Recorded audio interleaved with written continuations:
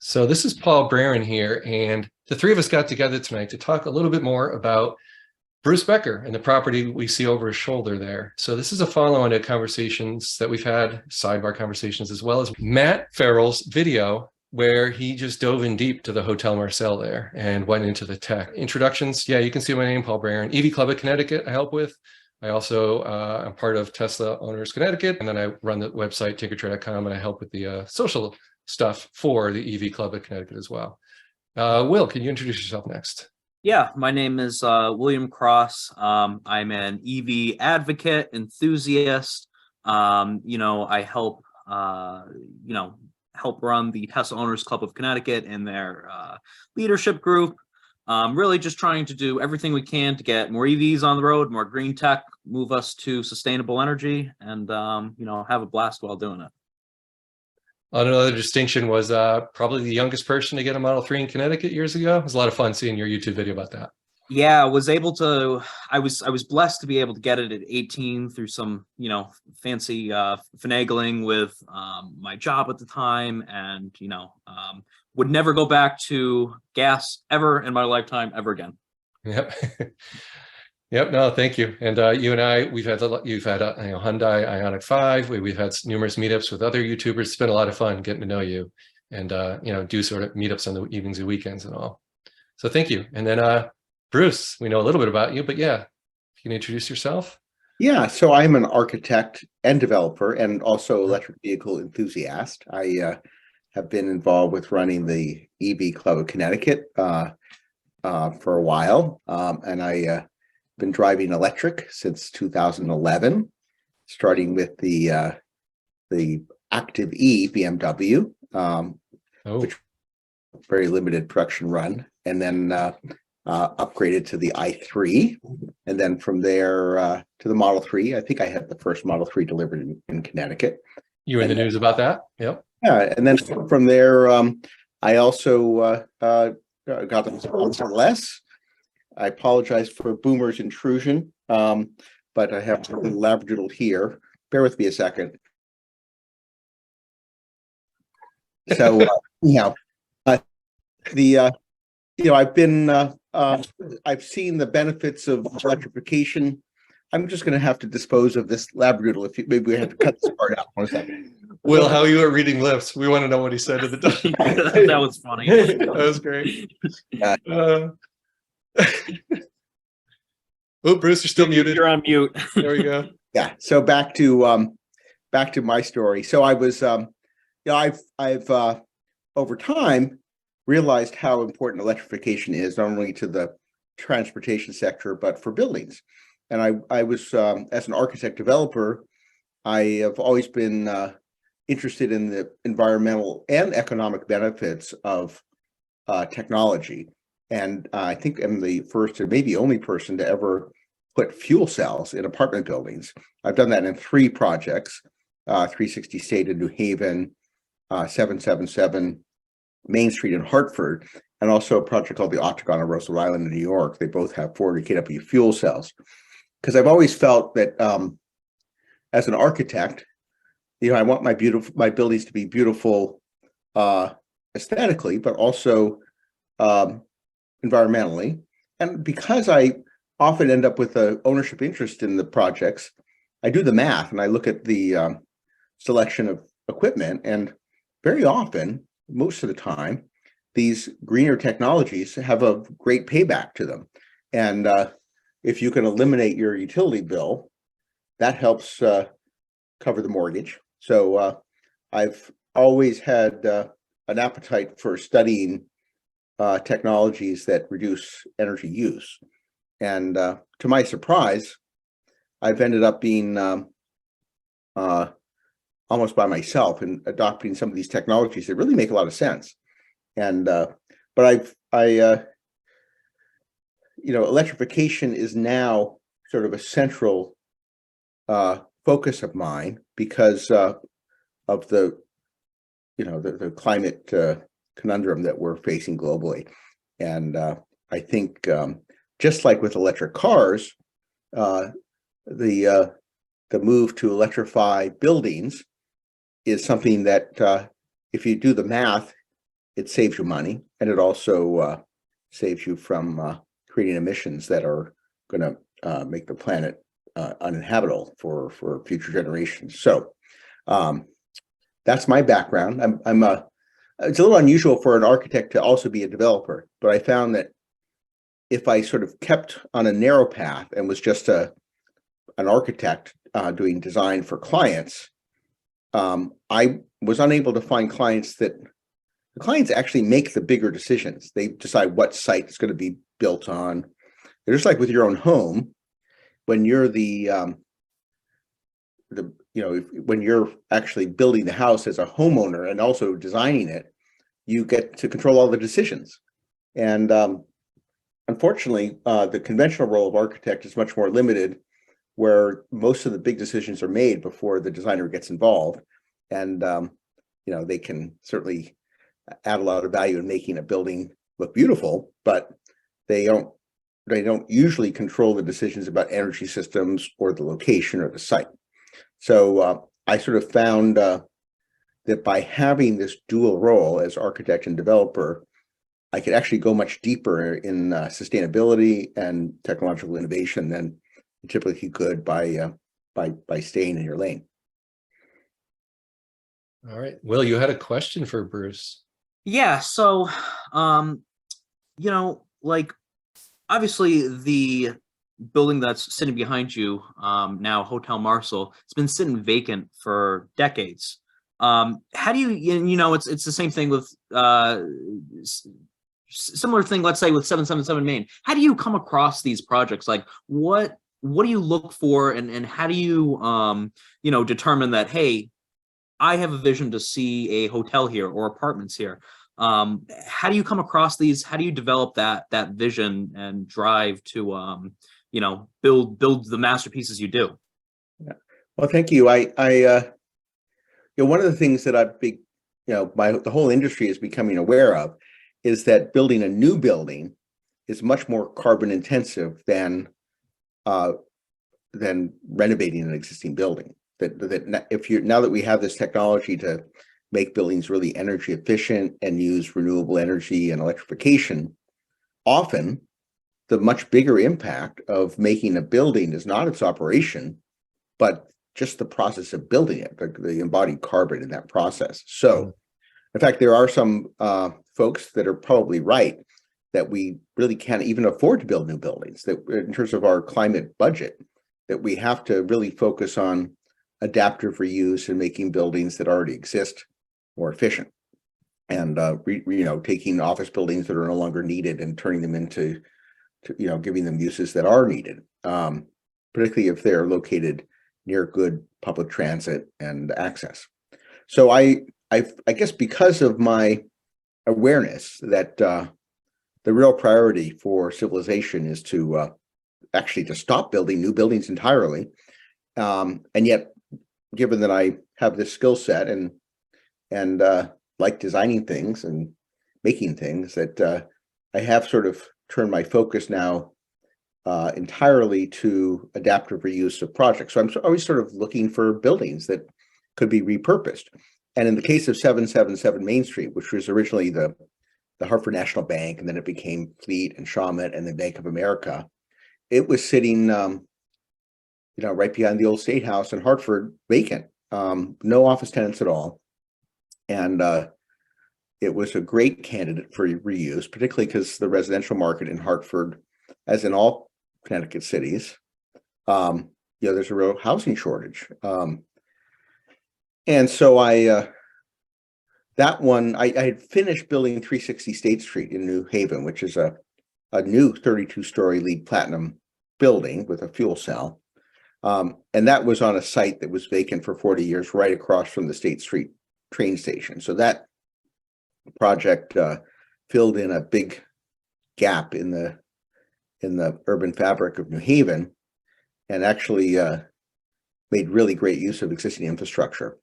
But when I was done with that and thinking about what next, the building up in Hartford was natural to look at, because it was well suited for residential. It had a good floor to floor height, had great views. It still has the best views of any apartment building in Hartford for sure.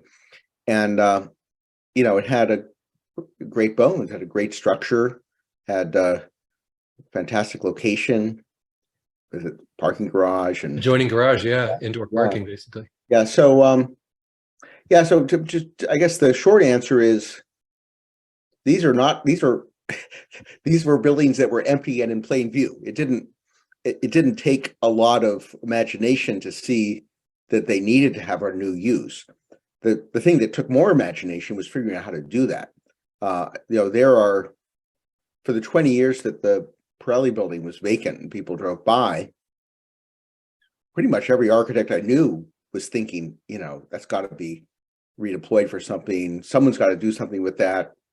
A lot of them thought, well, I wish I could find a client to hire me to fix it, or because architects in particularly love this building because of its brutalist heritage. It's designed by Marcel, who was a legendary Bauhaus trained designer, who then in turn trained a whole generation of mid-century modern architects like Philip Johnson and my mentor, Edward Larrabee Barnes, who I worked with when I was an intern, and people like Paul Rudolph and I.M. Pei. He basically trained the who's who of American modern architecture. So, and the building, it in some ways it was an unloved building. It was voted several times as the ugliest building in Connecticut because it had gotten, it was dirty and empty and not really appreciated. But now people love it, and it's gotten awards and a lot of recognition as one of the great brutalist works of architecture in America. And in fact, it was probably the most visible work of Marcel Breuer, just because 40,000 cars a day passed by it. And so I had it. I grew up in New Canaan, Connecticut, where Marcel Breuer lived and built 2 houses. So I was aware of his reputation. My parents were designers, and they had the famous Cheska chair that Breuer designed in our kitchen and my dad's offices. And I grew up with a real appreciation for mid-century modern architecture. So this was something I was naturally drawn to. When I was at Yale for both my architecture master's and my MBA, the building was occupied. It was just before I was there in the mid 80s, and it was when Armstrong Rubber Company was still thriving, and before they had sold the building to Pirelli Tire. And I think my architecture classmates and I always thought this was a super cool building that sort of levitated in the air. And so the fact that it then had the back of it torn down and was sitting vacant for 20 years, it was a symbol of neglect and decline. It was, when it was built, it was actually, the site was given to Armstrong Rubber by the then mayor of New Haven, who was sort of presided over urban renewal.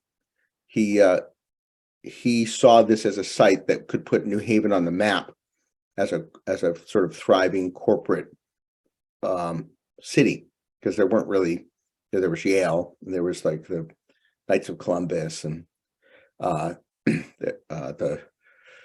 there were a lot of nonprofits, but there wasn't really a symbol of corporate America. So this was supposed to be the symbol that would make people realize Connecticut and New Haven was a thriving city. But then it became the reverse of that, which was symbolizing neglect and disinvestment. So I always am drawn to projects where if I do a good job, it can have an impact that goes well beyond the building itself. I like buildings that have a symbolic value and that can have a catalytic effect on cities and in the way we approach building. So this was I spent a lot of time thinking about this, and part of my challenge was getting IKEA, who was the owner of the building, to part with it, and it was their best piece of real estate, where all their best parking was. It was their most, it was right at their front door. I think when they built their store, they thought it was going to come down, and but the preservation community would not let anyone tear it down. And so it stood there and was sort of it was used as a billboard for their sale products. And but it was an unsolved problem. And so I had to pitch IKEA. They'd been approached about 6 times before to sell it, but they never were given a proposal that they could get really excited about. So I said we would use IKEA products. We would really try to do everything we could to make it an asset. And now we have great partners with them. But that's sort of the story about how it came about. Originally I thought about maybe it could be an apartment building, but it really works best as a hotel. And then once I realized that there was the potential to do this, I naturally looked at all of the sustainability initiatives I could layer into it, and that was a real exploration. Bruce, I have a thought then. So as a little teaser for this video, I'll try to make chapter markers for this YouTube so people can get to the various topics that might be most interested. The choice of the building and all that we just got into. Level 3 charging, DC fast charging shown behind you there. Level 2 charging, I'm kind of a charging nerd and I follow people like Tom and Lonnie talk about that stuff. Yep, right over your shoulder. And then finally we'll get into the building and the tech in it, like power over Ethernet and lighting and EC and AC and dimming and those little fun stories. So I just want to tease out some of the topics I hope to hit. And Will, you might have some other ideas too. Did you have any other ideas you were thinking you'd like to see covered tonight, Will? Not in particular. I'm sure I'll have questions as Bruce talks. It's my curiosity goes wild with all his stories and how everything was built and came to be. So yeah, and the way Matt Ferrell got into just getting excited about the elevator ride, right? He did such a good job in that video. So going back a topic, 777 Main, right? A very visual, kind of an eyesore, the second or third tallest decent looking building in Hartford, but just an eyesore in that it had a lease sign. So it was just sad to see this thing empty for year after year, driving by that thing on 91. And then right behind you and over your shoulder there, this I-95 with Pirelli right along the highway, advertising the automotive industry. Well, then you've got IKEA, I think 11 or 12 years ago, with the biggest solar install in Connecticut, right along 95. It's just such a natural match that you chose that building in that parking lot from IKEA, a company who clearly understood sustainability and was all over it in Europe for a long time, and solar panels all over that IKEA roof, right? It's just so neat how you could say stars align, but it's not just that. You picked it very intentionally, but man, it's just pretty cool how that worked out, right? It's just it wasn't. It seems like a puzzle that's been solved, but there were a lot of moving pieces, a lot of questions, and the building in order to finance it, we had to put it on the National Register to get historic tax credits. That was a process. We had to work with the State Historic Preservation Office to get that approved. Along the way, we decided to make it a passive house certified project, which had never been done for a hotel in the United States before. So we really learned a lot about how to insulate the envelope and make it airtight so that we could reduce our energy use. We also created a renewable microgrid. We have actually 1 megawatt hour of battery storage, and we actually just recently decided to add another half a megawatt hour. So we're going to have, probably by later this year, we'll have a 1.5 megawatt hour battery renewable microgrid. We've got thousands of solar panels, and our goal is to make all the energy on site that we use. We're not there yet, and we're discovering all kinds of things where we can improve efficiency to get there. But it's a lot of little stories together that add up to something really unique. I have not announced this officially, but yesterday we've got our final certification for our LEED Platinum status from the U.S. Green Building Council. Yay. This is the first hotel since 2015 to be LEED Platinum certified in the United States, and the first one with the LEED version 4, which is a lot more demanding than the prior version. So it really is a class of its own. There are only 10 hotels in America that are LEED Platinum. So that is another achievement in terms of a sort of broad-based strategy for green building. So, I'm sort of surprised that it's such a rare thing. Because for me, it seems obvious, like you guys, when you're, most consumers, when they're, picking out a car or picking out a furniture for their home, they try to figure out, well, what's going to be less expensive to maintain. But it's often because hotels are so complicated, and there's so many people involved in the decision making, for whatever reason, and it's very rare that the architect and the developer are the same, or that either of them have a ownership interest. So really just because of this, the nature of hotels, we're pursuing uncharted territory here. So Bruce, let me frame it this way. So you've got this vision way before you built these properties, like 777 Main. You and I talked a little bit about charging there, and imagine marketing it as right now gas prices are pretty high, and you imagine you're young, you want a place to park your car that's out of the snow in winter. Well, you nailed that, right? You looked at 777 Main, you saw that you could put in level 2 charging for overnight, and a way to market it is, how about free gas if you move into this apartment, right? It's a luxury apartment downtown with the best views in Hartford, and you have an adjoining garage that is out of the snow, and your car is ready to go every morning full. It's basically the word free gas would resonate with people, right? That's what it is. Well, and this is really something I have not figured out, because we do offer that. And we have 185 apartments. Probably about half of our residents have cars. I mean, it's going down because a lot of people who live in the building work in the downtown. And yet, even though we have free gas, essentially, we only have about 8 people to charge every night, even though we have 16 level 2 ports available, and we have the 6 superchargers. So I think it sort of disproves the theory of the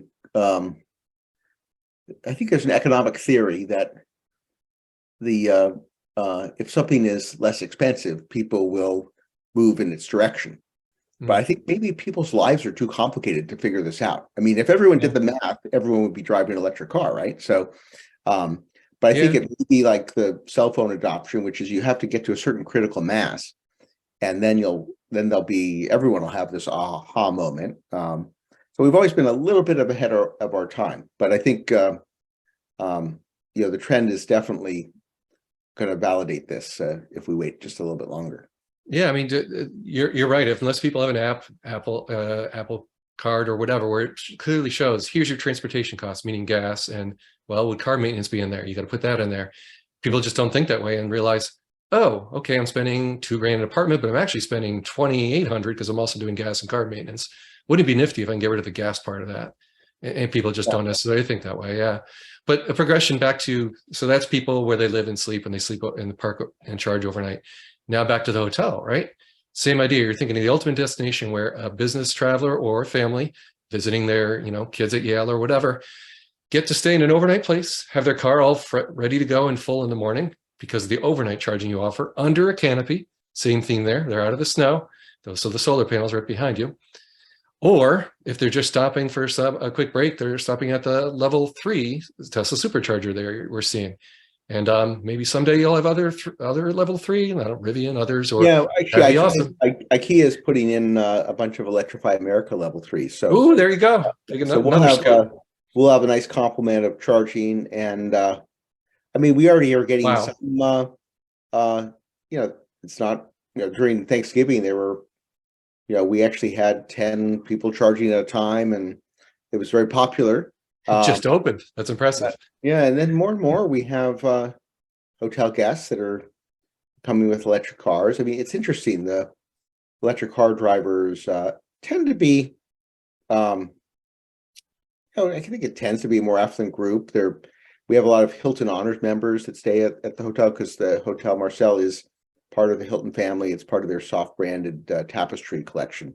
So, we even from the day we opened back in May, we've had before we had our own chargers, we had guests using the IKEA. IKEA has had 2 level 2 chargers, charge point chargers, just around the corner. So I think it is a important amenity for a lot of hotel guests. I know that when I'm traveling and looking at hotels, it's the first thing I look for is, Do they have Same here. chargers on site? And as more and more people get electric cars, it's going to be almost a necessity, I think, for hotels to capture the market share that they need. Yeah, and you went all in. You have how many charging spots with room to grow? Yeah, we have 12 level 2s. We have we future-proof, so we could have as many as 36. Nice. We've got everything pre-wired and the circuits in. We actually just submitted our grant paperwork today for the incentive money through United Illuminating. That is part of the commercial charging program, which gives you up to $40,000 per meter. And we have 3 meters, one for each canopy. So the whole project costs us about $150,000. Wow. And we ought to get 120 of that reimbursed if all things go according to plan. And yeah, the interesting thing about overnight too, I did a lot of business travel in 2018. In 2019, I drove 22,000 miles business travel, a lot. So yeah, the first thing I'd be looking for was chargehotel.com is one. I don't know if you're on there, but stuff like that, a locator of where I could reliably and know I could plug in overnight, because sometimes I'm leaving with a bunch of people, coworkers at 8 a.m. the next morning. It's really handy to not have to think about it and be ready to drive wherever that whole day. Because often I'd arrive very late at night, the hotel the night before.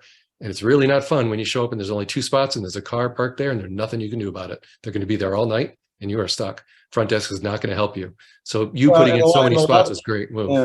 And of course, it's surprising how many hotels still don't have them. And often we'll go be a place where there are no hotels that have chargers, and I'll always have a chat with the hotel manager about their the importance of having it available. Yeah. No, that's good. I guess we'll just finish the charging conversation. Just point out that unlike most, I've been to so many superchargers, 108 of them in the last 3.5 years, almost 4 years of Tesla Model 3 driving around 65,000 miles. So boy, Ottawa to Virginia, and common themes that are problematic is bathrooms late at night. If it's after 9 p.m., you can be in trouble at a strip mall or a regular mall where they put you in the other corner of a parking lot and there's nothing open. So you're, climbing fences to get to a McDonald's or snowbanks, right? It's not ideal. Or Auburn, Mass comes to mind, right? Bruce, I know you've been to that spot. Not a great exit. No, we fixed that since. But it's a hotel is a natural location for superchargers. Yeah, mentioning your amenities, right? You're unique. You've got them all. Bathroom. I think it's So it sort of it surprises me. Now, listen, we're fortunate that we have a big parking lot. We could spare 12 spaces. All the other hotels in New Haven, they're very constrained. It's garage parking. It's valet parking. Just the fact that people can surface park undercover and walk to the hotel, and they don't. There's a hotel that just opened up in New Haven that charges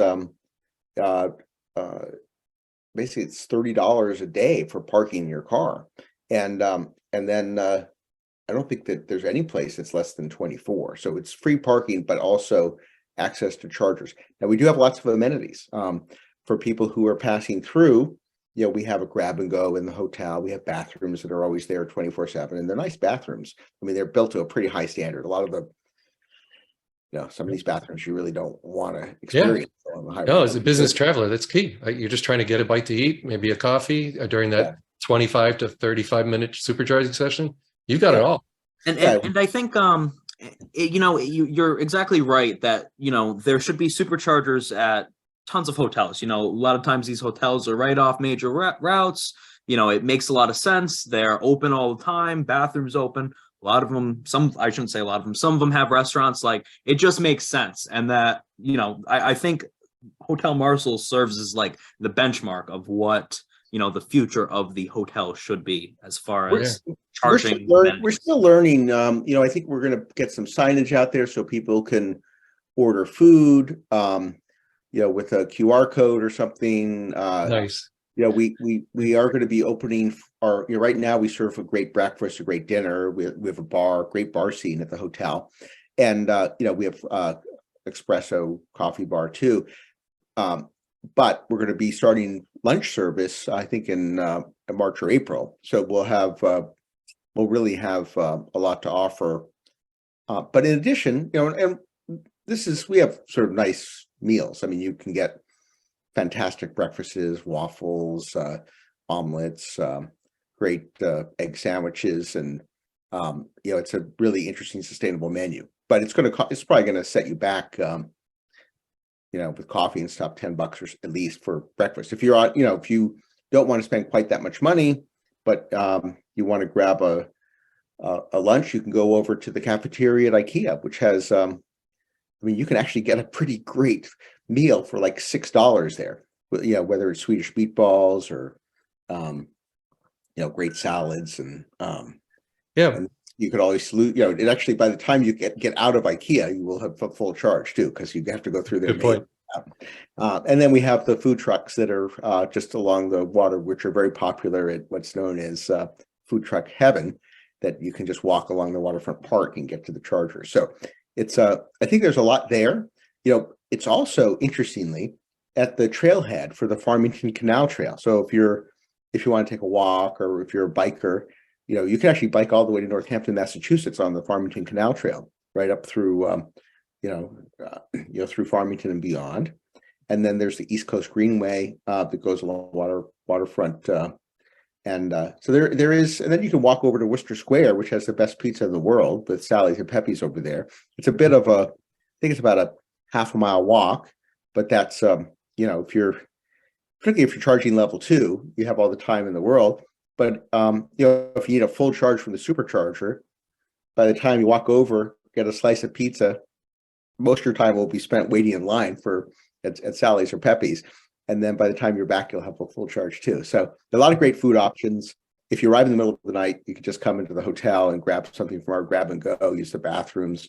And but also if you're passing through New England, between New York and Boston, need a hotel room, this is a great hotel to stay at. Yeah, no, you hit on all the right points there, and bathrooms, that, and not only that, but garbage. You can actually get rid of your stuff in your car when you're on a road trip by walking in. So a little bit of signage you and I talked about, where my wife felt kind of funny going into the hotel and, using the facilities and getting some food. I'm like, no, it's okay. Bruce told me it's fine. But yeah, we're still learning, and we're very much open to suggestions. I mean, I listen to every comment that we get, and a lot of them are great ones, and we're trying to learn from everyone's best practices. Yep. And then people are going to learn from us too. So I think when everyone who helps us is helping the whole EV charging world. Two more quick points. Yeah. And speaking of food, I know you've spoken about the hotel, all the stoves are electric and whatnot. How is the staff adjusting to that? Do they like it? Do they not like it? I mean, how is that going for the staff? Yeah, before I rolled out the whole electric concept, I definitely spent a lot of time talking to other people that had electric kitchens, and they're very common. Like we had some folks working in the kitchen that worked on cruise ships, and those kitchens are all electric.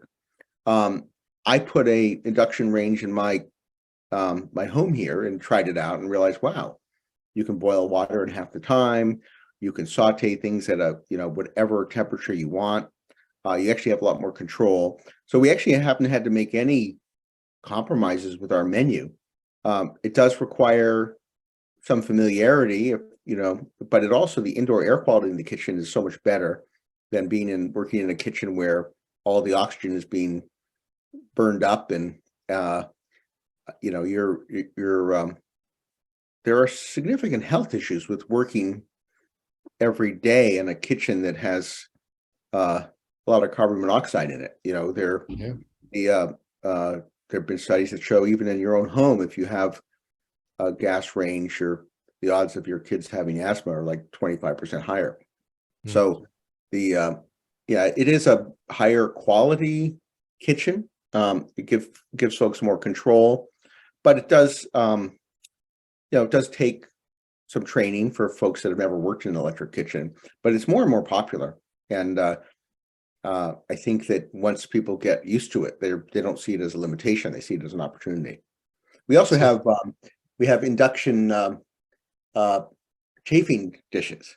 One of the things that, because the building is very tight, and we have energy recovery ventilators. So we always have 100% fresh air coming in everywhere. But the typical hotel that has catering and events, they use sterno when they have chafing dishes, and they'll have like 6 things of sterno under like 20 chafing dishes. And it's like the most caustic thing for indoor air quality you can imagine. Burns up all the oxygen and creates all these petroleum byproducts. And, you know, it's also really expensive. So by having these induction-based chafing dishes, we, first of all, save a ton of money. And we have really great, we also can keep things, we can basically set a thermostat for the temperature of things so we don't overheat or underheat.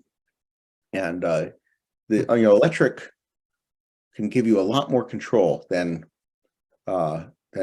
natural gas can, and also has a lot of improvements. The other thing is that if you have a gas stove, you're always having to exhaust the air and replace it with conditioned air. And if you're not doing that, you can dramatically reduce your HVAC costs. Same thing is true for your house too. You know, So Bruce, if we can get into the nerdy details now. So the ERV, energy recovery ventilation, can you tell us a little bit about how that works if someone hasn't heard of it? And you know, it's Sure. not just exhausting, but how it exchanges energy, right? Right. So one of the things you want to do if you're trying to save energy for conditioning the building is not waste energy. So in addition to having a really well insulated building, you want to ventilate a building for it to be healthy. You want to bring in 100% outdoor air to meet code with ventilation rates. Typically you need at least 3 air changes an hour. And if you don't do that, it'll be stuffy. Suddenly you'll have carbon dioxide building up because people are exhaling and there's no fresh air. So you really want to be bringing in 100% outdoor air a lot. The issue with that, though, is if you're bringing in fresh air, that's just a lot of air to condition. So there's a technology that's well established, which is known as a energy recovery ventilator. And what it does is it uses an enthalpy wheel, basically a heat exchanger, so that the air that is exhausted, the energy in that air is captured and used to precondition the fresh air coming in. It's on the other side of this wheel that so the airflows are passing each other, but the air is not mixing, but the air is an exchange of the energy from the outgoing air to the incoming air. And by doing these, and we have these very efficient Swagon units, we have 2 of them. And by doing that, we actually reduce our heating and cooling loads by 80%. They have them for your home too. You can get them for kitchen, or bathroom ventilation, just so you can get fresh air in without having to, provide 100% of the energy to either cool or heat the incoming air. I'm having a second one installed in my house just next week. And yeah, we've had some challenges. We sealed up the house. It started with, was it 8 air exchanges per hour? The house was, a little older, needed some sealing, got down to 0.8 pretty quickly by doing some measures. But now we got to get the ERV working properly, and we're still working on that. Now, yep.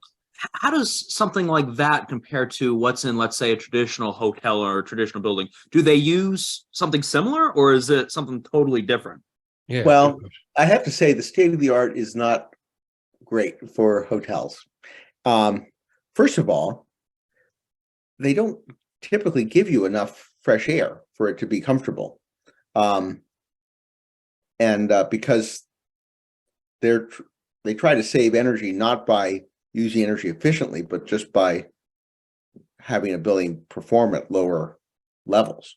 So you might have the air that's coming in be recirculated from air that's exhausted, and they just sort of recondition it. That's a problem, because if there's someone with COVID in the next room, you're going to get COVID. And same thing with meeting rooms. If you go to a meeting, I think wasn't there a hotel conference in Boston where this whole thing started, where people were just meeting and there wasn't fresh air, there was stale air, and there was a virus in the air that people were exhaling, then the person next to them caught the virus.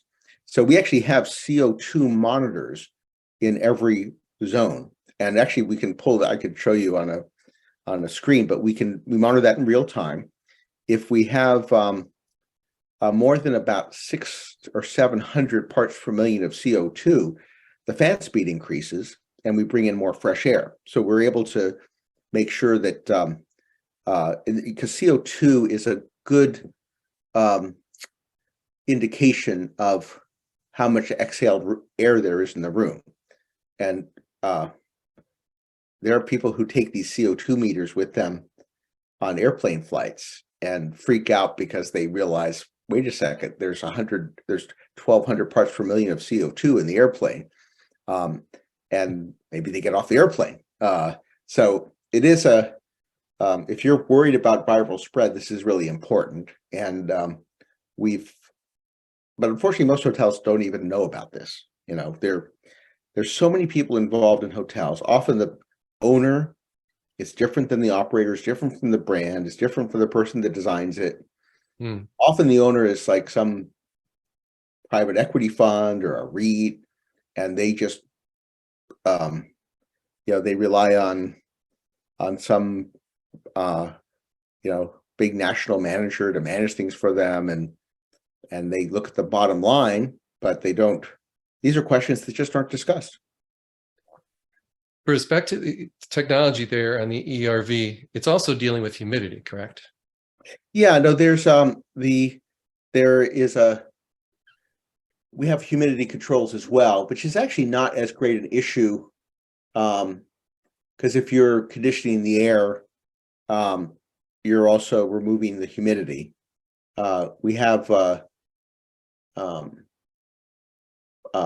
humidification and dehumidification, but and the ERV helps regulate that. Okay, and I'll just say this, Ecobee thermostats came out this summer for consumers in a home like mine where they can look at the air quality. So they show CO in the room I'm in right now, for example, as well as particulates via organic compounds. So it'll say, good, fair, poor. And the next step is to have a control wire to trigger my ERV. So if I close the door in my office, I'm in here all day, that's the stuff I'm working on. So it's nice to see this technology starting to trickle down to what consumers might be able to have, Bruce. But what you're doing is basically saying no hotels are doing any of this until you come along, pretty much, or very few. And that's just that's what's really cool about your design, and you've been very open with the world about it. Hopefully, I mean, can I share my screen? And yeah, of course. Let's see if I could pull this up. Bear with me a second. It may take me a second to find this, but I'll show you while you're setting that up, William, I love your question where you're just asking, what are the hotels doing? I was wondering the same, right? It sounds like they're just building leakier envelope hotels. We don't really control the air. It has high air exchanges, but it's getting fresh air through crummy means, and it's irregular. Depends what room you're in and all that. So it seems like if it doesn't affect the profits, if it's not a requirement, they just don't seem to make it a priority. People aren't asking about it. By the way, I think you need to enable screen sharing. Oh, sure. Yep. Hang on. Let me do that. But yeah, I think the market is starting to ask. Apparently 80% of hotel travelers care about sustainability, and so they're starting to ask about these things. And it looks like you should be set to share. I don't have you blocked. So let's take a look at this. Let me know if you can see this. Yes, we're good. So what we're looking at here is just a screenshot of our building management system. When we had a packed 300-person event, this was the gala event for the Festival of Arts and Ideas we had in. It was sort of our first big event on the 9th floor, which is a meeting room floor. We have 7,000 square feet of meeting space. And so you can see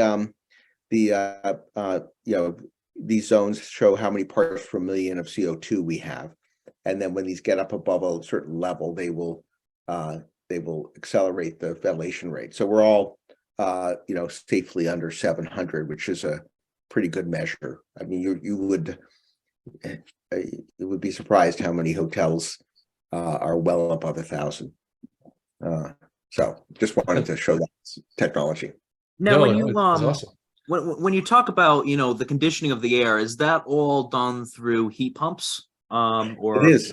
Yep, we have VRF heat pumps. We have a collection of them down on the ground level at the south end of the building, and then we also have some that are tucked into the a mezzanine up on the roof level. So there's two groups of them, and they're devoted to the upper half and the lower half.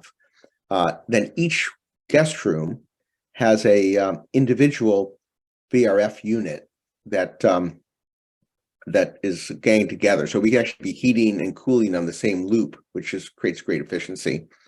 And all of the outdoor air is ducted through that unit. So we have fresh air coming in that then the hotel guests can control using a touchscreen. They can set their own temperature and they can control the fan speed. So those they look like mini split Mitsubishi from the ceiling from the room I saw. Is that correct? Yeah, I wonder if I have a picture of it. I'm not sure. But the gist of it is the fan goes nice and low speed. When it's called for heat and it got to say 70 degrees that the hotel guest sets, now the fan is very low over their bed as they're sleeping at night, right? That's the gist. Yeah, it's super quiet. And one of the comments we get is these are the quietest hotel rooms anyone's ever stayed in, because we have triple glazed passive house certified windows, which is sort of counterintuitive, because you think, here we are like 400 feet from the major highway coming through New England. And if you're out, if you stand out on that third floor open roof, you have to cover your ears. It's so loud because you've got tractor trailers coming through. But when you're inside this super insulated building envelope, you can't hear anything. And we also have the train on the other side of the building. And so it's that's one of the advantages of the passive house design, is it's super quiet. So it's all really good points. You go ahead, Will. Yeah. I have two questions. So the first question is how many like BTUs does it take to, like heat or cool a building of that size? And the second question is on the windows, like how thick do those windows have to be to, shield all that noise? I mean, that must be insane. Yeah. Can I show you? I'll show you some pictures of it as we talk, if you want. Yeah. Let me go back to some of the photos of the guest room so you can see. And I even have some pictures of the technology. So let's share this. And And I'm looking at the building, right, with those recessed windows, so they're not getting direct sun on the window glass all the time. Perfect. Thick concrete, meaning it's blocking noise naturally for the space between the windows. So for you, it must have been just like, a really good design, Bruce, as a building to repurpose, right? You had that thick concrete with very slow temperature changes. The walls, as they were about 30 inches deep. So right there. And the window, you don't really even perceive the depth of the window, even though the windows are about an inch thick with the 3 layers. It's not just 3 layers of glass, but they're also laminated, because our acoustic consultant helped us figure out how to make it super quiet. So there's like 3 layers of glass, but there's also like 3 layers of lamination. So thermal energy can't get through them, and sound energy can't either. But here you see typical guest room. That's the Marcel Braren designed chair, which famous Cheska chair. People may not know who Marcel Braren is, but when they see that chair, they're familiar with it because it's the most reproduced piece of modern furniture in the world.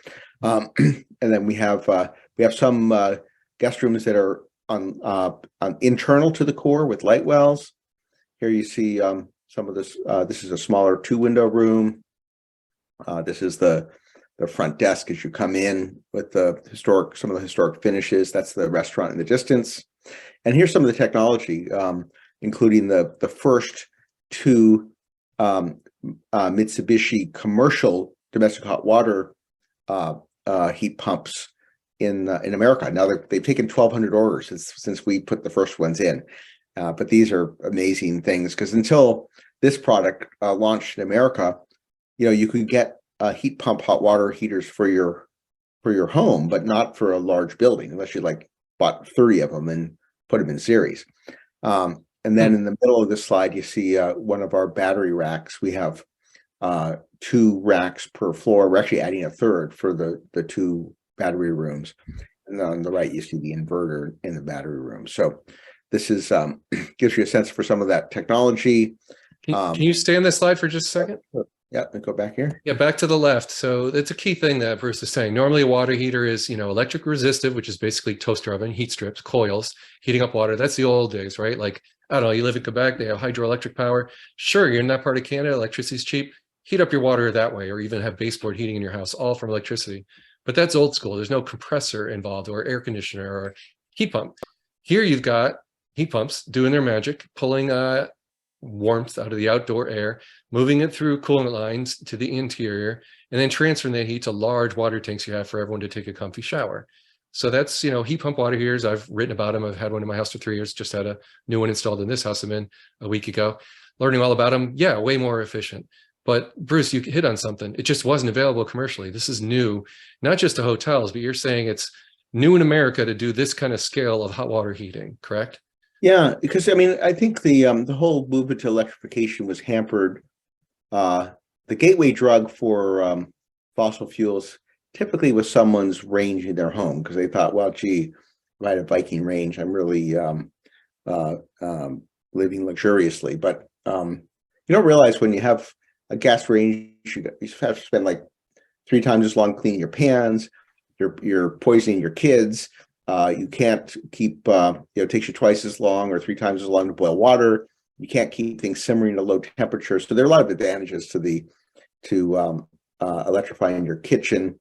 But the domestic hot water was really the biggest barrier. In fact, when we first pulled the permits for this project, this was not available, and we had designed gas domestic hot water because we didn't have an alternative. After we started construction, we had been begging Mitsubishi to introduce these because we knew they sold them in the European market and in Japan.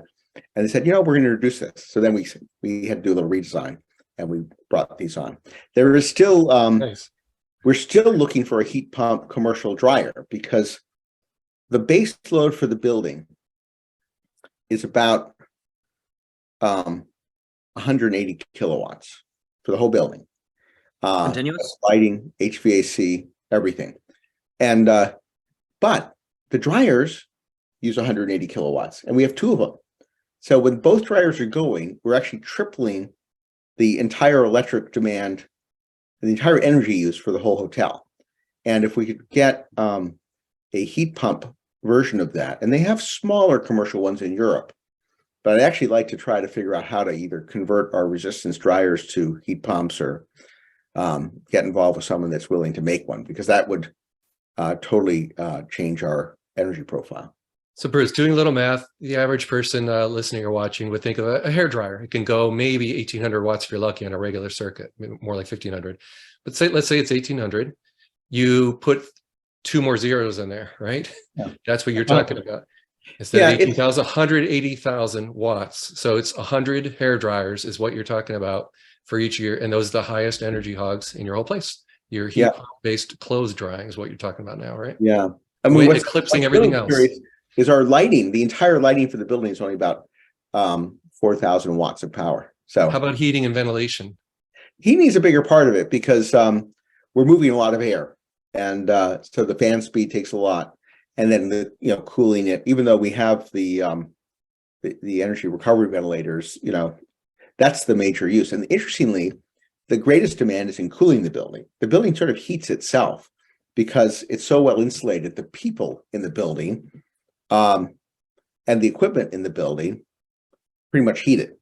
So we're at the peak demand for HVAC is for air conditioning. So there's very little heating needed in wintertime. Interesting.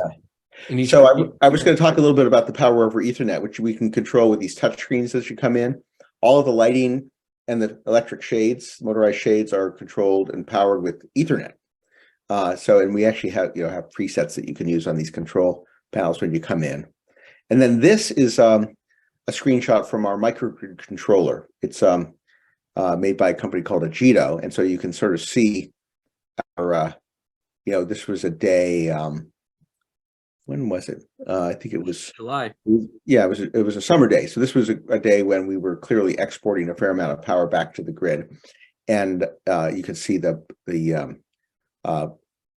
purple is the actual utility load. So we're base load is like 200. We try to limit that, and we can do what's known as peak shaving by drawing down our batteries. The battery state of charge is the pink line. And the solar is the green that sort of builds up over the day, and you can see maybe with some clouds pass through it, it drops off and comes back. But so we can control this and discharge our batteries when we need to. We've had a couple occasions where we actually have operated the hotel off grid when the power went down, and it gives us a lot of resilience, and helps us manage our energy costs. So I can go through more of these slides, but why don't we go back and talk more about questions you might have? Actually, sorry, if you could show that slide you had previous to that graph, if you don't mind, Sure. So I definitely have questions. Okay, let's go back to the earlier picture here. Yeah, right there. So you had some stories about, you said Ethernet control of lighting, but also power, right? PoE it's known as, and people that are familiar with that. Basically, you have an Ethernet switch you're familiar with in your house, network switch. What if those ports also put some voltage on the wires and powered devices? And that's what you're saying here. So you've got controls that are kind of Crestron-like controls for conference rooms and guest rooms, but you also have lighting. All of that's using Ethernet. And I think you mentioned some benefits there. You don't need an electrician that's certified electrician. You can just have someone who knows how to do Cat5 wiring, correct? For your lighting, which is remarkable. And you had a backstory on why you chose that, right? It was about voltage and power use. Yeah, well, the typical hotel, or any building really for that matter, residential, if you have quality lighting, often you'll have low voltage, MR16 type fixtures that are, particularly for lighting art and for if you want to control the lighting.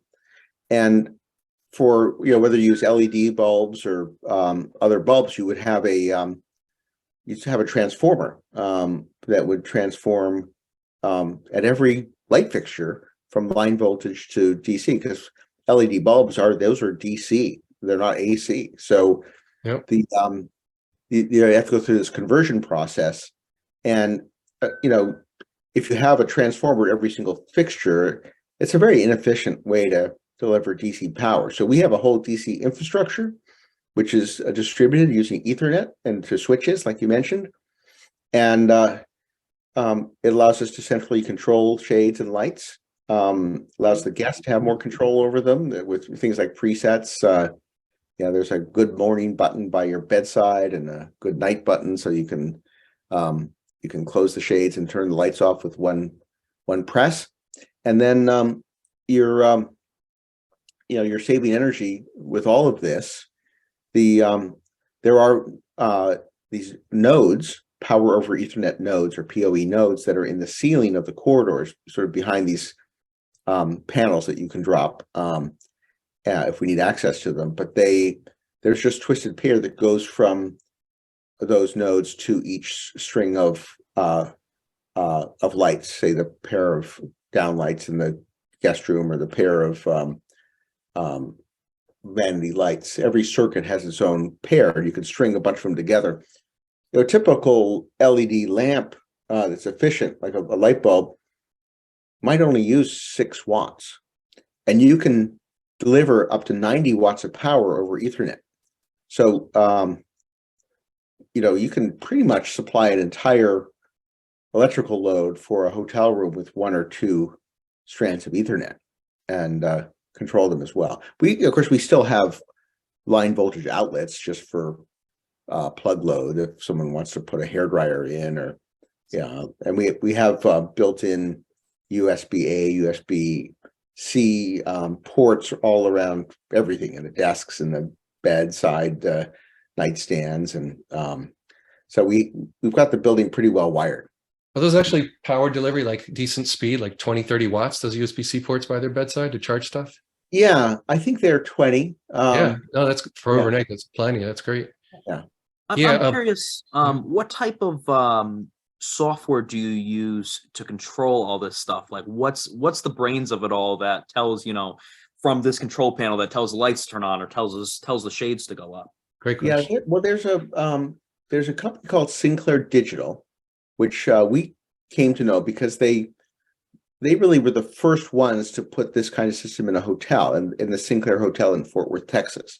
So I went down with my engineering team when we were just getting underway with the project and visited them, got to know their owner and their engineers, and they were growing their business. So we basically partnered with them and hired them to design our PoE system. And they designed the whole system and installed it. They work with a vendor called Igor, who does they provide the PoE nodes. It's IGOR, and we just use low voltage contractors to install it. They, they can update the software. For example, if these screens we want to change to, add a feature, if we want like to have a QR code pop up, or if we want to, change the presets, this is all customizable. They just have to update the software. And, we are making refinements along the way to make everything more user-friendly. Bruce, you had a little story too about power use, right? So the irony is you take a 9-watt bulb and you dim it, and you were looking at the watt burn and you found something rather surprising on your original design. Right. Yeah, I had, let's see if we have pictures of some of the guest rooms that, this is our, nice. Our electric shuttle van that we converted. We're using a Tesla Model 3 powertrain. And that's I wanted to go back and show you some of the lighting in the guest rooms. I guess you can see, maybe we're not really showing the downlights that well. Let me go back and see if I can find this. Sorry to flip it through. Oh, these are all good. Yeah, there's the original building. Wow. Down, yeah. So, and then these are some of the historic images. All these light fixtures that were in the building, we took down and recycled and put back in with the the LED lamps and the power over Ethernet systems. But I was hoping I could find, this is the building during construction, but I was hoping I could show you some of the lights. Can we see the down lights there? Yeah, so those are, they're just little miniature downlights that are, for highlighting the artwork and providing, general lighting in the bathrooms and where we want the light. And who does the window shades? Who makes those? Those shades are made by a company called Power Shades, and Power Shades, they make solar powered shades and low voltage shades, but they were further along than anyone else in making power over Ethernet PoE shades, and so they have been a great partner. What you can't quite see from here is that we have both a blackout shade and a sheer shade. The blackout shade goes down. There's a little recess in the sides of the wood window surround that conceals it, so the room could be really dark at night when you drop the blackout shade. Oh. Yeah, but the story I was going to tell you, Paul, is that what we discovered, because I was looking for economical solutions, because we had a limited budget. We have to pay our mortgage based on the room rates that we get, and this is we have a decent room rate, but it's not the highest in the New Haven market, and so we can only afford to invest so much. And a lot of things we did actually save money, but the typical custom downlight might cost you $100, but I was able to buy these off the shelf wall washers downlights for like $18 each, and then I figured we'll just get a LED MR16 style lamp to put in, and those are rated at 8 watts. But what we discovered is that there's an electronic chip in those bulbs that actually uses more power when you dim the bulb. And so the calculations that we had done for sizing the nodes proved to be flawed when we started dimming lights, because we, seem intuitively, you think, well, gee, if you dim the light to half its lumens, you ought to be using half the wattage, but the inverse was true. So we were having to add more nodes, and we were tripping the nodes, and so we found someone who actually custom made bulbs for us without that chip, and now we're actually able to have the system perform as it was designed. So so we did have some, like the sconces you're looking at here. We had if you get LED tape, or you make a custom fixture, you're not going to be buying that electronic component. But because these standard over the counter LED MR16 bulbs, they're made to sort of replace and be dimmable, they typically add that component, which we hadn't planned on. Yeah, Bruce, I'm thinking of all the copper you saved, right? Like the house I'm in now, it has 26 6-inch puck lights, disc lights, whatever you want to say, of the ceiling, right? And that's a lot of copper joining them. And it just seems so silly when I think wouldn't it be grand if it was just Ethernet, power over Ethernet for the whole house? And then one basically thing that looks like an Ethernet switch to control the whole home, and then wall switches to control that wirelessly. It would just be so much better. It just hasn't met the residential world yet. And you could install it yourself too.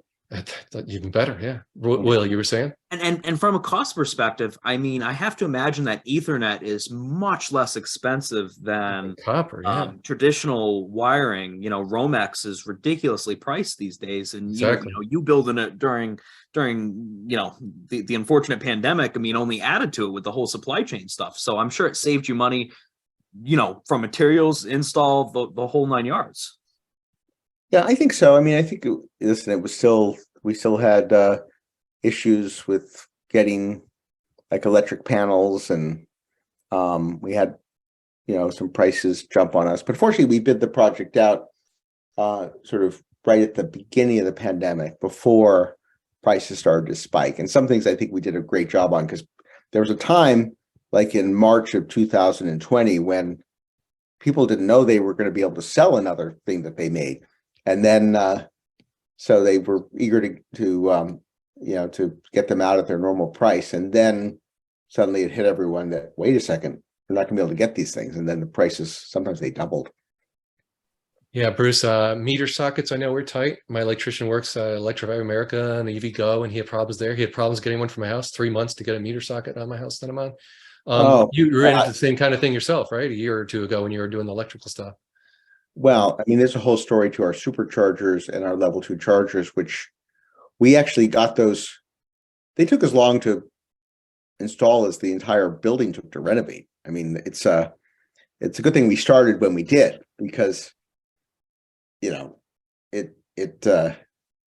we had to be really patient. Fortunately, everything is now in place and working, but there were many things that took a year longer to have in place than we imagined. Did you have any surprises, things that you expected to go easy that were like unusually difficult? Pretty much everything.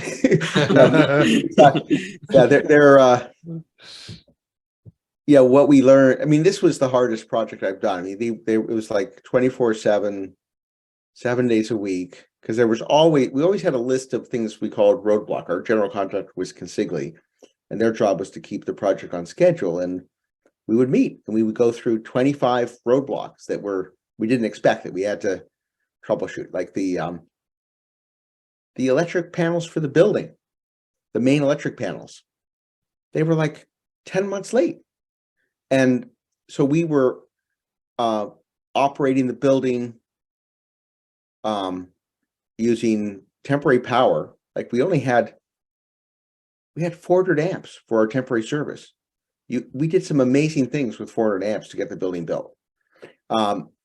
We were using our solar panels to help build the building, the power from that. And we always had to sort of pivot and shift to, to come up with supplies. It just took a lot longer to get almost everything. Now we opened the building about 4 months later than we expected to open it. But fortunately, we opened right before Yale graduation, which was our original goal. But we thought we'd be open like by February, and we really were right down to the wire. We opened on May 16th. So there were challenges with our historic tax credits. There were challenges with electrical systems. The FF&E, which you see here, looks beautiful, but there were some supply issues there, even though we got them locally from a company in Torrington, Connecticut. But there were labor shortages everywhere, and but it was great teamwork. Part of it is that because we were the architect, owner, developer, we could quickly pivot. If it turned out that the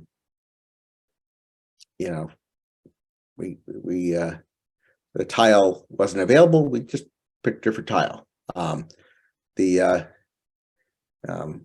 saddles for the bathrooms weren't available. I filled up the back of my Tesla. I went to every Lowe's in New England and New Jersey to get marble saddles.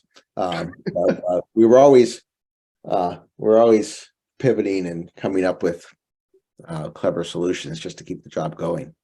Well, So- and having it, all said and done, is there anything you would have done differently, major wise? Yeah, well, we're actually trying to fix some things. We're adding more battery capacity to our batteries. We started out with 1 megawatt hour, and now I just signed an agreement to buy another 0.5 megawatt hour. So we're gonna have 1.5. That was important because the base load of the building is pretty much what we thought it would be, but we had not planned on the dryers. And the dryers, when they're both going with the base load, they exceed the output of our battery system. So we lost power because United Illuminating had an issue, and we were operating off the battery, and the battery tripped because our load exceeded what the batteries could provide. And so we realized, well, we need more battery capacity, which is a good thing anyhow, because it'll actually double the amount of time we can operate off grid. So we had that's one thing. I mentioned the issue with the light bulbs, which we fixed. I mean, usually if we are aware there's a problem, we try to go back and fix it. I think if I had started over again, I might have just put in a much bigger battery system to begin with. We're also in the process of trying to add another solar capacity because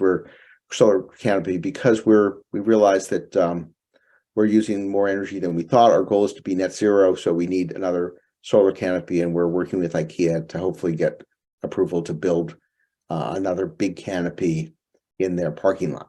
Can you show us? Actually, can you stop sharing your desk? We'll see the background behind you. And I think you said that blank area parking lot to your side. Yeah, so it's over here. There we go. Further away from them, right in this general area, we have a plan to put another canopy that's pretty much the size of all 3 of our existing canopies. And we think that will give us enough. And then the other thing is, we have to get a heat pump dryer, because that is sort of the last frontier to bring us into balance, because we really pledged to do everything we can to be net zero. I don't think until we can do that, we'll actually be able to achieve it. That was a more ambitious goal. So far, we have a lot of goals to be Passive House certified. We'll get that. LEED Platinum, we'll get that. We're all electric. That was an important goal, without fossil fuels.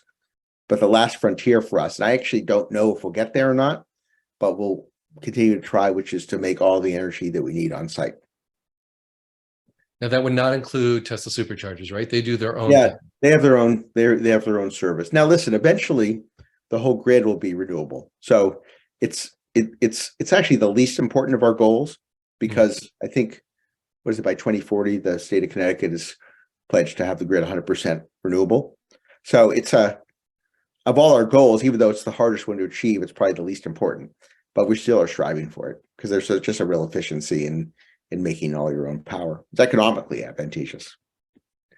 Bruce, you mentioned to the incentives. You hinted at some of them, right? So I remember you were taking some pictures of your L level 2 chargers, because you get an incentive there.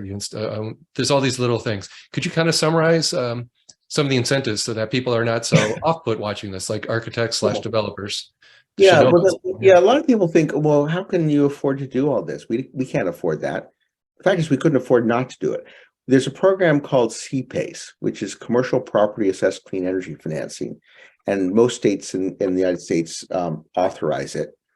And it's a type of financing which is underwritten based on looking at a measure. Maybe it's having a solar panel, and you look at the value of how much that will create for you every year in terms of like reduction in your electric bill.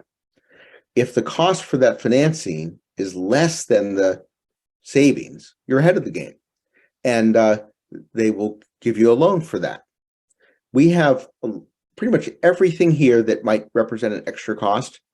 We have additional funding from CPACE, and that basically, the way it's underwritten, it reduces the amount of other financing we need. It reduces our equity. So our our ability to pull this project off is actually made financially easier by having the energy efficiency strategies and that C-PACE financing available. And of course, we also have the 30% tax credit for batteries and solar, which helps.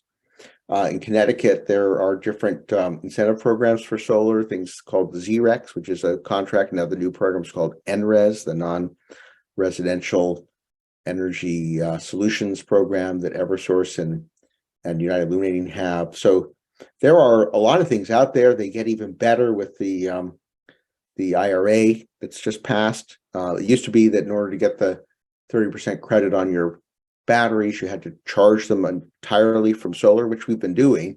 But now you don't have to do that. You get the credit regardless of how you charge the batteries.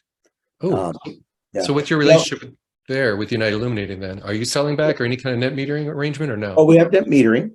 Yeah. So that's very helpful. And then we also have a contract with the ZREX. And if we do this additional canopy, which we hope to, that we'll use this NRES program.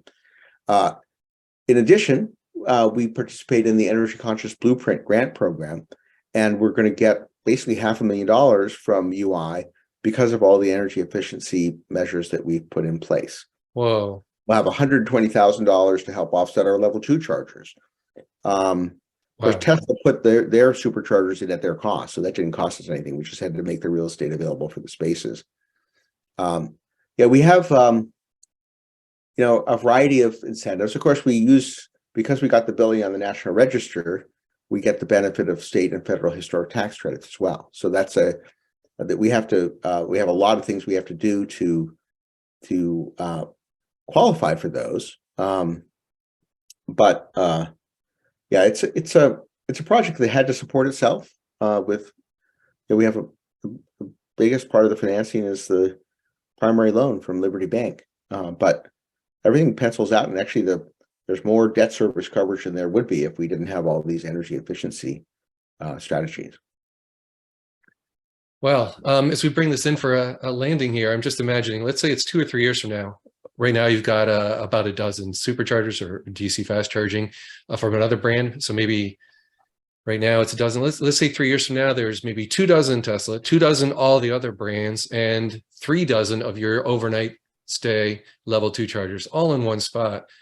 I have never seen any other site anything close to that, right? And that seems like where you're headed at your spot. Probably way more likely than all 100 other 8 DC fast chargers that I've done all up and down the East Coast. You're it, and that's just awesome. The inclusivity of having another brand, meaning another level 2 company putting another chargers in your parking lot. It's just amazing, all in one place. So it's really cool for those guests. And blackout lighting. I don't know how many. I was Hilton Diamond at one point. I'd go to Hampton Garden Inn or whatever, and I'd take the chair and lean it against the drapes and the windows to try to keep it from being open in the morning, right? Those little things, that's all you care about when you're a business traveler and you arrive at midnight. You just want to sleep and get the room dark in the morning. So you've nailed all of that. I can't imagine a better business travel or leisure travel place to stay. Yeah, and I would so cool. I would add, I think you were uniquely positioned to do that. I think one of the key takeaways is, being the architect, the developer, the owner, like that trio seems to be the reason that you were able to do it. So, what would you say to people that, look up to you, and want to do something like this? How should they go about it? What advice would you give someone who wants to do something? I think just come check it out. I mean, there's so much we can learn just from each other. And I'm still learning. I don't have all the answers. And I think the key is open your eyes and just don't assume that a new technology is going to be more expensive. Most of these technologies save you money. Obviously, if you are building your own house, you're in a position of control. If you're have a role on a hotel project, then come see this. We're hoping to have hotel technology conferences at the hotel and share all our lessons learned. I think the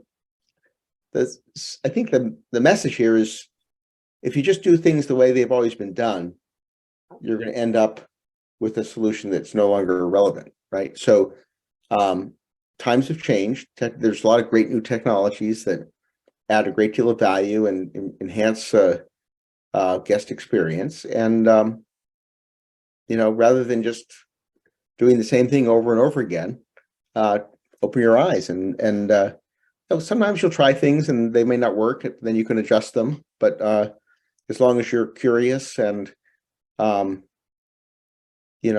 of critical, you may not solve every problem, but you'll be in a better place. And the problems you don't solve, you can solve in the future. Well, thank you so much, Bruce. I'll just say this, a little tease. William and I are hoping to have some sort of meetup. So stay tuned for people who live anywhere near Connecticut for 2023. It'd be great to, I know a number of people I know, Bruce, who would love to meet you at such an event. So you're just so great at answering any question we've thrown at you and so generous with your time. Thank you so much for spending time with us tonight.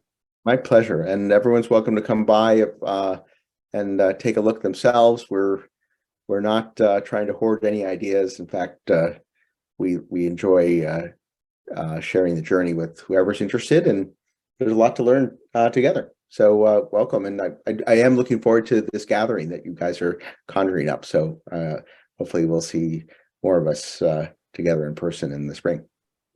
All right, thank you very much. I'll be putting this on multiple YouTube channels. If you watch this, thumbs up is important because other people get to see the video that way. Thank you again for your time, both of you tonight. This was a blast. All right. Excellent. Thank you so much.